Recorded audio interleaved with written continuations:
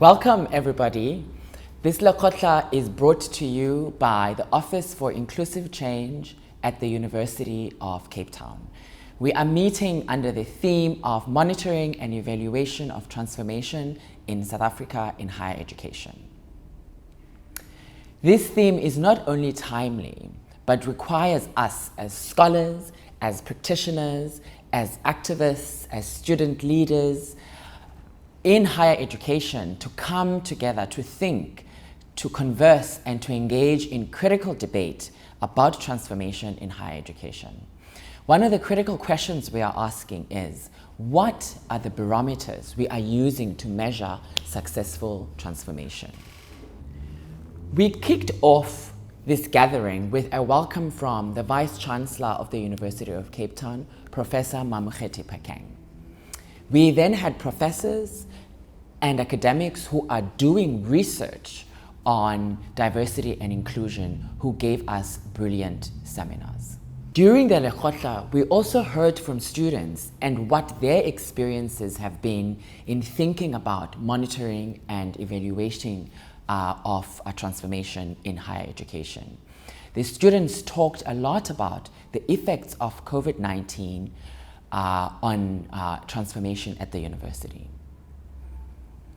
We listened to UCT's Division of Disability Studies and their ideas and experiences in thinking about transformation and inclusivity at the university.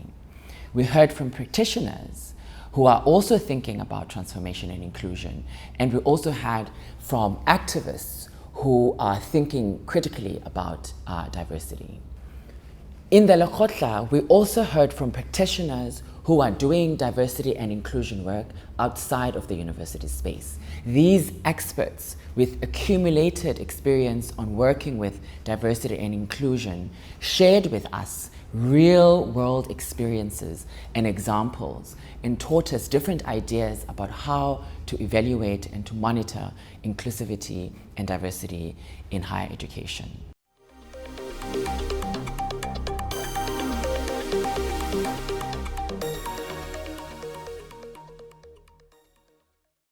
What are structural, cultural, and technical barriers for inclusion interventions working at the intersection of staff and students? It is important to also remember what students and staff have in common in university life. What we've learned during the student protests that began in 2015 and lasted well into 2018 was that both students and staff from marginalized communities experienced the sense that the university environments did not belong to them. Simply widening access to higher education and to job opportunities in the sector is not real transformation. Real transformation across the university sector needs to include exploring ways of decolonizing our teaching practice, building principles of design thinking into our programs, developing ways to include digital training across faculties, and rethinking topics such as how we support, curate, and display artworks, how we name spaces on campus, and how we interface with students in other ways. Real transformation requires a commitment at all levels of the institution.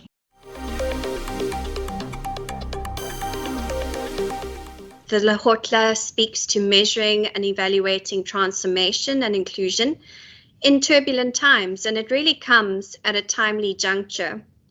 It has been just over 5 years since Rhodes Must Fall and the 4 other student protests that catalyzed transformative change in higher education.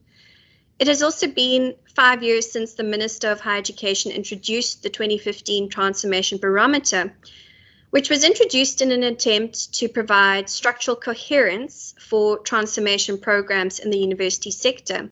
A carefully curated program by Nina Barnes and Gabriel Hussein Khan will create spaces for engagement to critically assess the benchmarks that measure change in transformation, diversity, and inclusion work.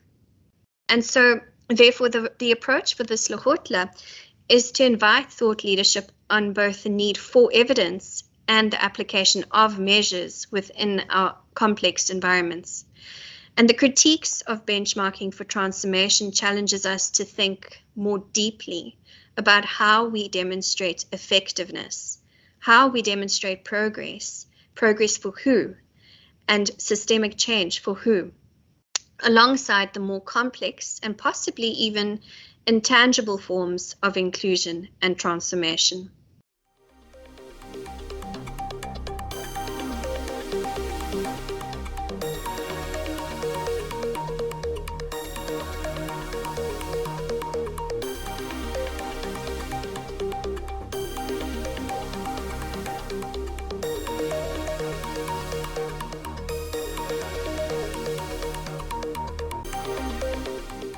We don't describe the world we see because there are so many things that is unconscious to us as human beings. We know this from neuroscience, that we are actually missing most of what's happening around us. On the one hand, that is great because our brains need that to survive. On the other hand, we actually have socially constructed truths.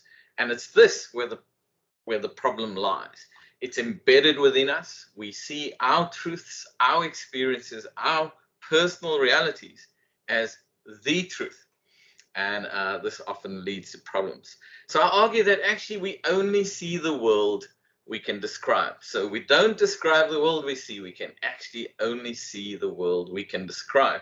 So it's in describing the world that is very important. We need to enlarge.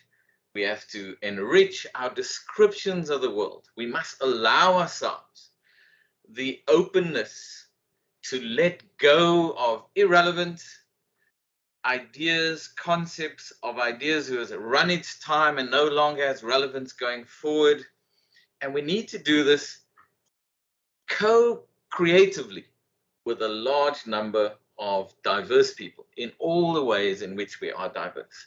There's been a number of books written across our continent mainly by some well-known authors around decolonization, and all of them has pointed to the mind, a bit like Biko, that our colonization exists mainly in the mind. More recently, we see writing that we actually colonize right through, even into our body, the way we feel when we're in certain places, around certain people. We are colonizing our emotions and our thoughts. So it's gone beyond just the mind. But I put up these authors because often people don't realize that this is not a new thing that has suddenly come about since fees must fall and roads must fall and Black Lives Matter. We've been having conversations about decolonization of the mind across our continent for a long time. I think our moral standing around modern education should be through the respect of local cultures and traditions. How do we boost that through our research and writing? How do we honor local aspirations? How do we elevate local lived experiences? Even as we try to introduce new ways of thinking and new ways of being. So I'd love our education to be reframed around the actual challenges we face here in South Africa, but also across our continent. That we actually research the problems, and our outcomes of our research are solutions that help uplift our people.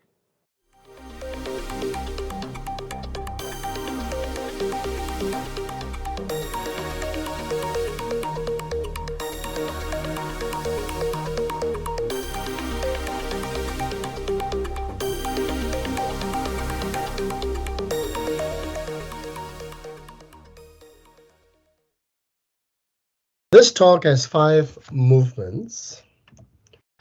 First, I'm going to talk about the ghostly life of the transformation barometer, something that is like lurking, haunting us at the backdrop of our work and life. Then I'll switch to the conceptual grounding for the transformation barometer and focusing on those impacting monitoring and evaluation. I'll say something about the economies of institutional life of the university, and then how does transformation reflect back to us through our research trends. And I'll share something, of a friend and collaborator, Sharon Stein, on theories of change towards the end of my presentation. We know what we are referring to when we speak of institutional culture.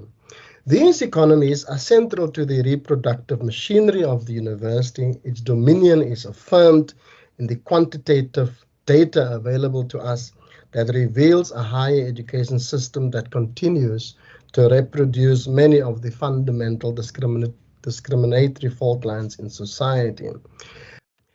At the university and this is from 2018 onwards, first at the Stellenbosch University in Transformation in Durban, I started playing with the idea of different universities within a universities and how we measure these, okay? So how is the transformative, emancipatory, radical, unruly, agonistic, descending, abolitionist, simmering under Commons University measured and given shape within the conventional university? So if this is the way in which we then have to conceptualize the institution within which we work as a multiplicity of universities within the conventional university, it has huge implications for how our transformation project plays out. But I must say, the productive forms within which we can play with this is that we can generate hope and energy within pockets of a university and regard that as one of the multiplicities of a university against which we fight and which we want to move beyond. And that's one of the questions that Sharon Stein is raising. How do we live within universities where we don't have to sublate differences, but we live with the differences? We acknowledge that these two things are incommensurable with one another, but yet it is possible over those divides to create solidarities. Okay, so that's the trick. In universities, and I've noticed this right throughout the Fees Must Fall movement, activism is disciplined via policy and law. That is how activism gets disciplined into the structures of the university. Even if you interview, and we have done 2 studies on that, if you interview university leaders, they will tell you that once they're in those positions, they more or less follow a script. And that script is rooted in the policy regime that steers the higher education sector. So my proposal would be the university within a university, we should have almost a permanent activist university within any university, where those particular forms of being in the university can find expression. Actually, it's good for the university to have something like that. Of course, executives doesn't think like that because they think of it as disruptions. But that is not the case. It is pushing the intellectual, scholarly, and social justice lines across the different sets of intersectionality.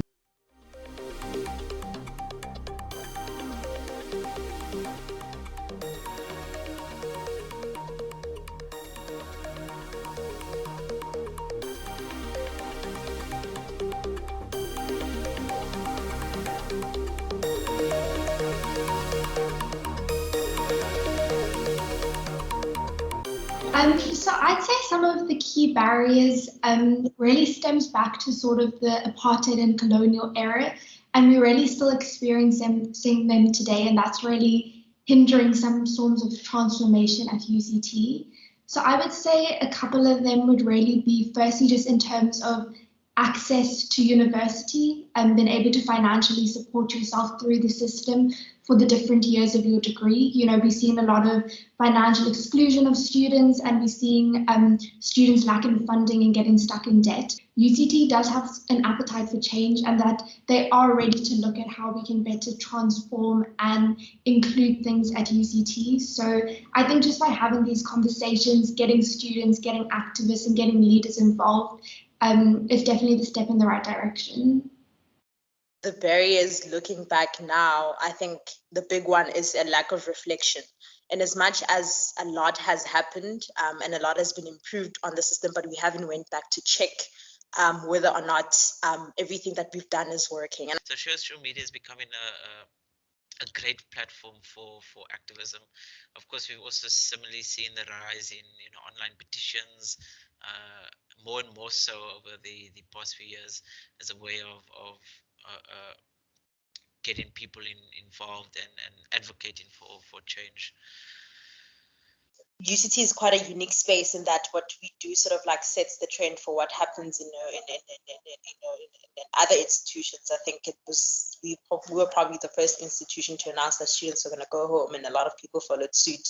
And in that, we can't really divorce the struggles of the country from the struggles of the institution. And that's where the injustice factor comes in, where a lot of the country's injustices get highlighted in the university space, because once you send students home, they realize how inequitable the access was to information, to online learning resources. So I think definitely the country's political space is reflected even in student politics. And I do think what UCT does do quite well, and I think could do even better, is the connections between the departments really could be stronger. They're quite good now, but I think they really could be much stronger, especially in terms of like other talks, other presentations and things like that.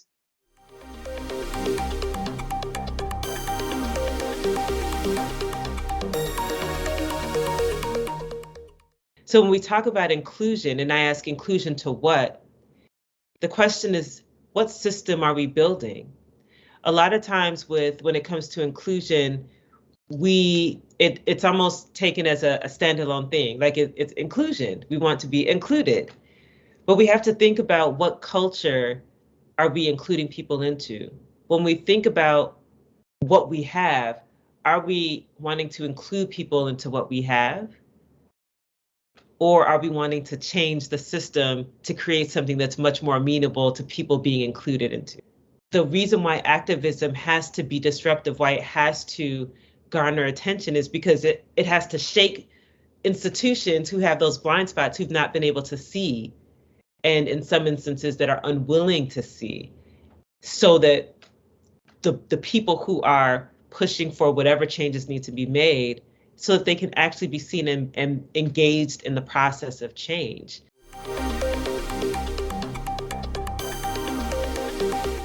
The stuff around, transformation in organizations, it usually only focuses on one or two aspects of transformation, neglecting the other. So looking at, organizational culture or employee demographics, but not really integrating them.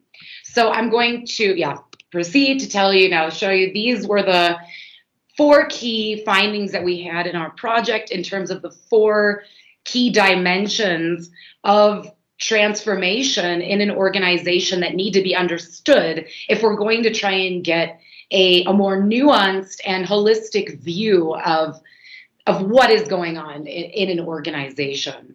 So what we found in our research is that, rather than, of course, seeing these 4 dimensions as discrete categories, they should rather be viewed as layers that we place on top of one another that will give us a more, complex view of what is going on in an organization. And all 4 of these really need to be taken into account.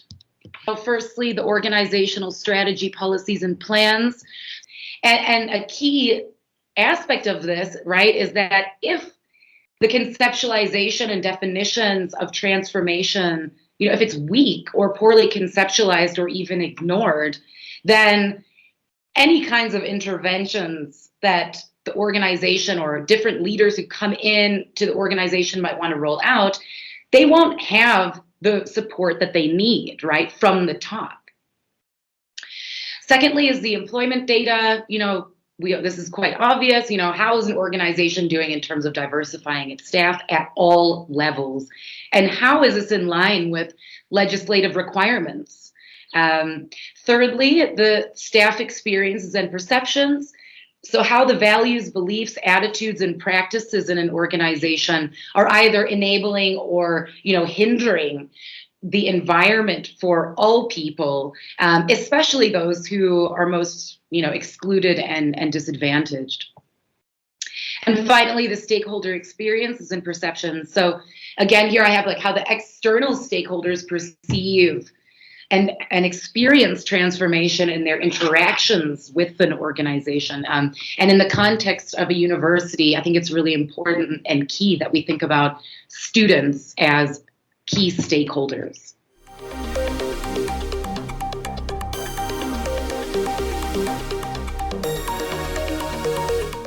I think, as you said, that the relationship between staff and students is not one that is always very productive. In fact, it can be quite conflictual in some ways. But I think that also has to do with the way in which institutions understand students, and I think this comes from a very paternalistic view. I think there's a kind of historically our institutions are incredibly hierarchical. I mean, everything from not only between staff and students, but particular kinds of staff. So academic staff are more important than past staff. So support staff. Academia it's got hierarchy built into it. You work from junior lecturer up to professor, and professors are clearly more senior and have more power than junior lecturers. This hierarchy is built in, and there's a particular the particular nature of the relationship between particularly academic staff and students is that of, well, we are the teachers. We're going to teach you. We have to teach you, right? And that's the kind of traditional paradigm that universities have always operated around. Now, of course, recently that paradigm has been challenged. And I think not only from within the student body, but also from within pockets of what I would call more progressive staff. I mean, there's a whole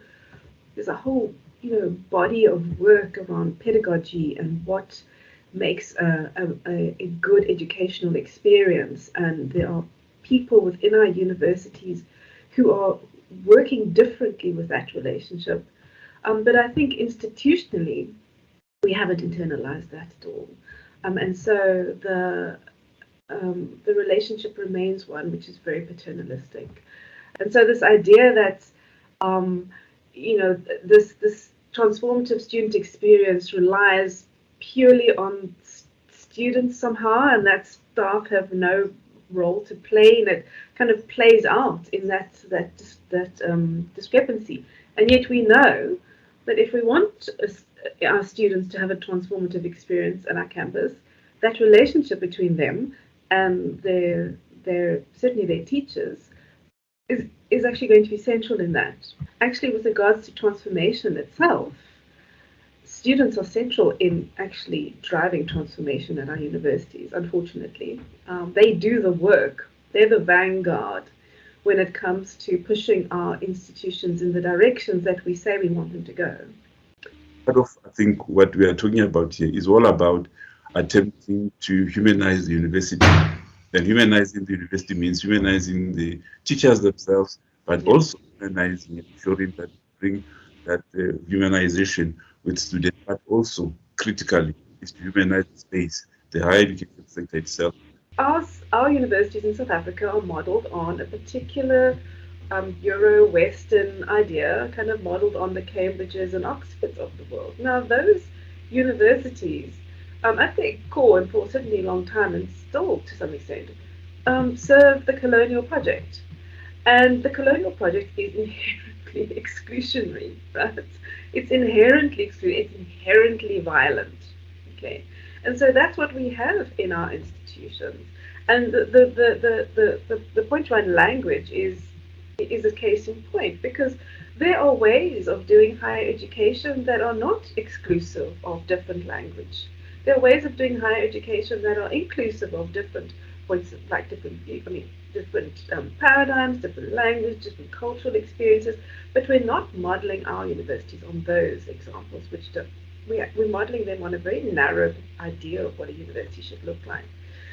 We almost need to admit that there's something inherently broken here, and it's going to take some radical action to fix it. As transformation practitioners, we need really to collaborate with students. Collaborating with them is to ensure that we understand what their problems are relating to the whole project of transformation within the university, but also understand what their needs are in terms of for them to be able to succeed within the higher education sector. Unfortunately, yes, we are not collaborating more with them in order, because they are our allies in terms of transforming university. Absolutely. As practitioners, we do get barriers in terms of transformation from all stakeholders within the universities. And if we embrace the students and begin to understand what their problems, their challenges are, and take those to the powers that be, I think we can have an important ally in there. I agree with the last comment. Collaboration is critical in terms of the whole project of transformation.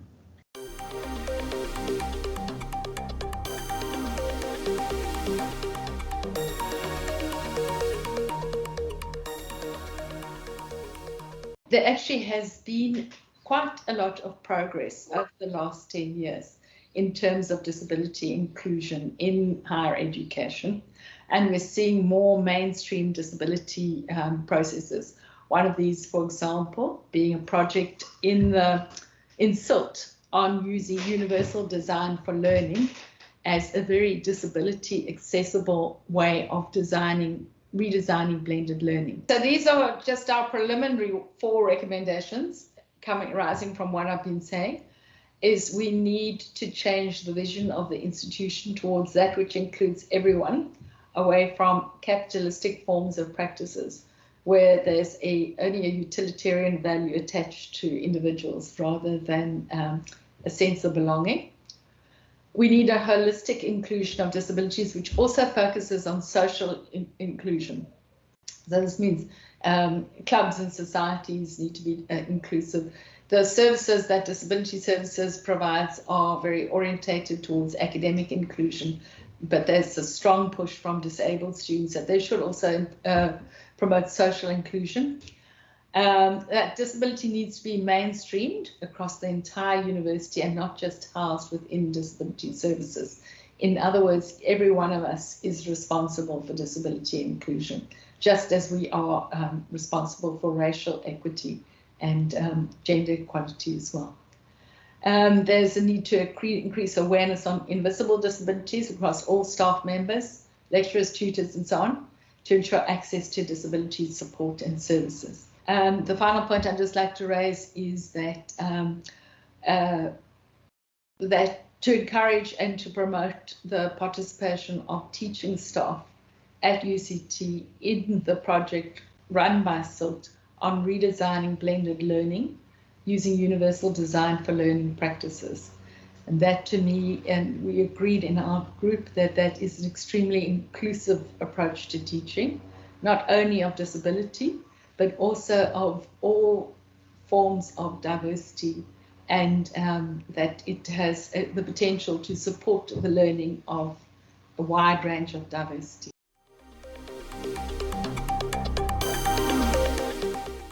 And the work that Gabriel and I shared includes 2 interdependent and complementary processes implemented at UCT to chart and track transformation, inclusion, and diversity during these turbulent times.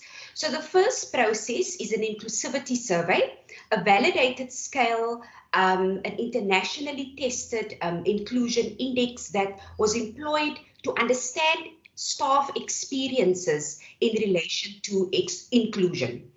The second process includes a set of transformation benchmarks identified and piloted, which was inspired by the higher education transformation in South Africa barometer in South Africa, and also global diversity and inclusion standards to encourage transformation actors to take concrete action to further transformation in our institution. So both these 2 processes, first implemented in 2019, experimented with new ways of tracing and shaping, to shape transformation, inclusion, and diversity at UCT. The paper explores the opportunities and limitations these structured approaches offers in higher education institutions. And for example, while structured approaches are useful, some argue that these reduce the complexity of social struggles, like those against racism, to simple tick boxing exercises. So in the paper, we unpack these issues. The paper seeks to ask, how can we better monitor, evaluate, and track progress in an increasingly turbulent world? I think the first thing we talked about is how these approaches to monitoring and evaluating transformation lead to a tension point between diplomacy and being diplomatic as compared to direct action and direct activist action in particular. So often these approaches to monitoring and evaluating transformation highlights the limitations or challenges within higher education. But obviously institutions are not always confident and ready to publicly talk about these. And so they prefer to be diplomatic in the way they talk about and often around the limitations that higher education institutions have in terms of transformation, inclusion, and diversity. But we argue that being diplomatic is sometimes a limitation, and we could learn from activists and social justice movements that rely on direct action or disruption as a way of engaging and responding to forms of oppression within and beyond higher education. So thinking about that tension between being diplomatic, especially in large institutions, and the need to be direct at some point. And on the flip side, we also explored and talked a little bit about the work of Jack Halberstam, in particular, the queer art of failure. And in thinking that through, we wanted to acknowledge how sometimes what looks like failure within racist, capitalist, patriarchal, queer, transphobic spaces might actually be in an active resistance. And we could rethink the way we understand moments of failure. So while it might seem like a department or a faculty scoring poor in terms of their benchmarks or the inclusivity survey, that moment of failure might actually be an indication of moving against the grain or challenging an inequality or oppression.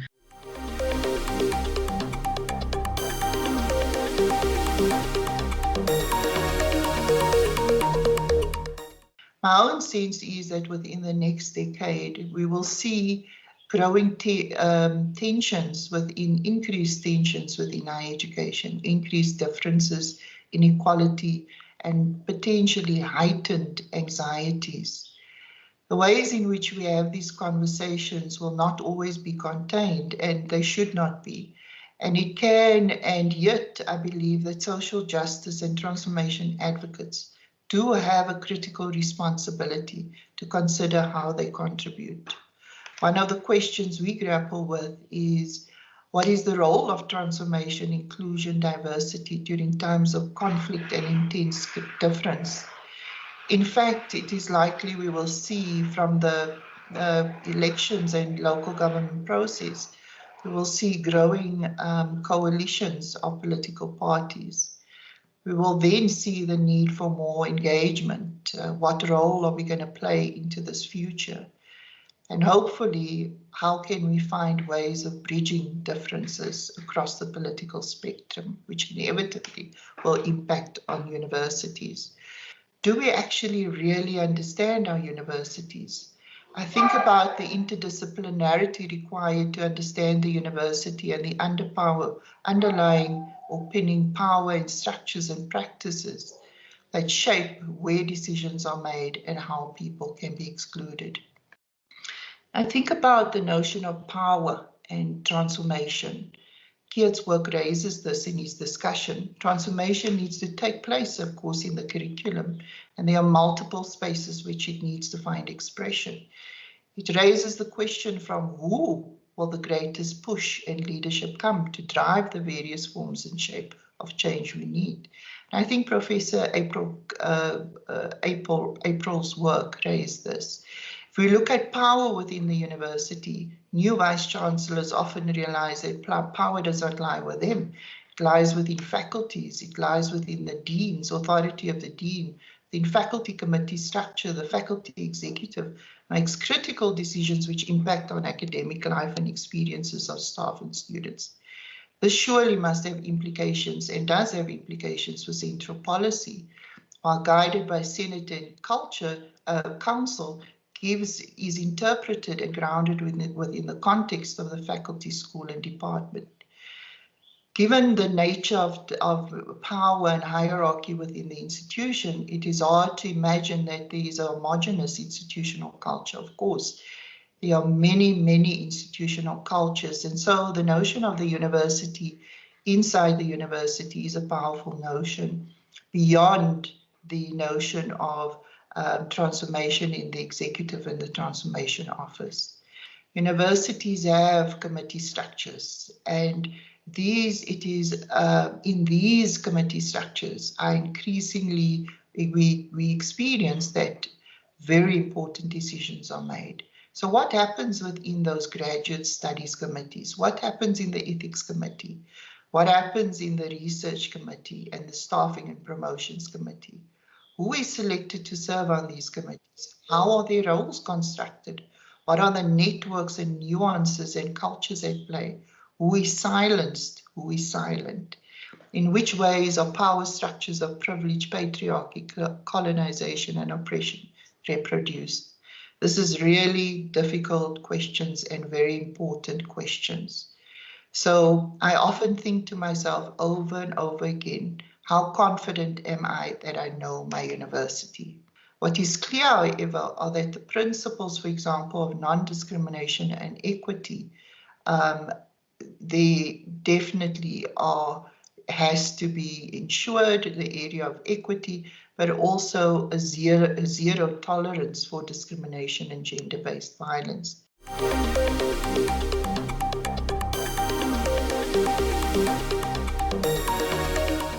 I was writing up these closing remarks. I was reflecting about how we arrived here today, and I'm taken back to 2020 when the OIC colleagues were really searching for an answer of what authentic change looks like and what is meaningful change, and how do we know that our work of transformative justice was effective or even relevant to the university community. And so this idea of the Lekgotla was birthed together with the former DVC for transformation. And in our approach for this Lekgotla, the conceptual leads, Gabriel and Nina, have really taken great care to craft an intellectually rich and engaging space that invites us into disruption and into discomfort, so that you and me take ownership of this key finding from the Lekgotla, which in my mind is that our current transformation barometer indicators are only addressing reactive and reformative inequality within the university sector and within our communities, but are insufficiently addressing the systems of poverty and the systems of inequality, again, within our university sector and within our communities. And I really welcome Dr. Bernadette Johnson's keynote address that speaks to the positionality of transformation, which really is operating within a paradox and tension. And this transformation work takes place alongside and inside of that tension, but is yet distanced from the reality of the communities that our students and staff are emerging from. And drawing again from the work of Morrow and Badat's research, we know that in order to avoid being paralyzed by this paradox in our transformation work, we have to use the paradox, we have to use the tension to surface transparency and accountability.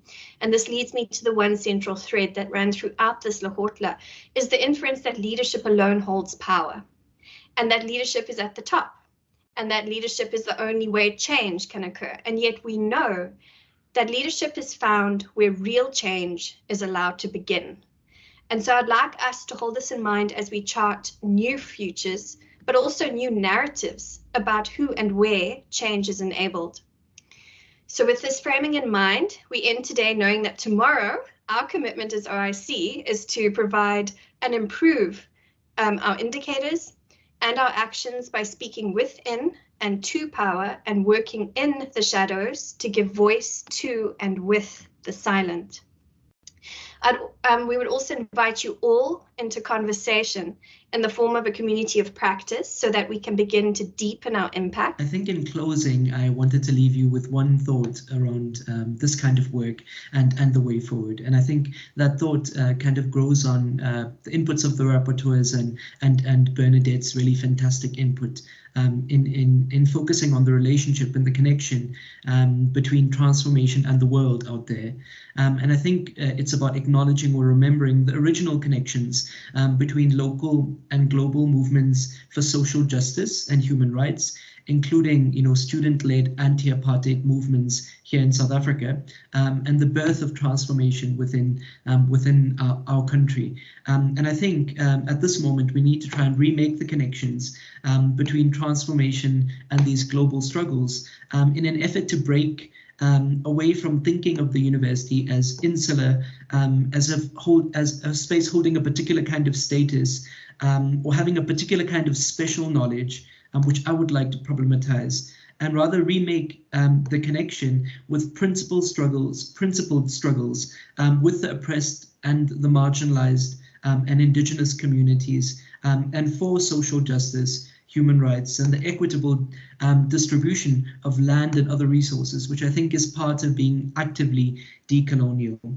And as this Lekgotla comes to an end, I think that we need to channel our thinking into these broader struggles for voice and access and change.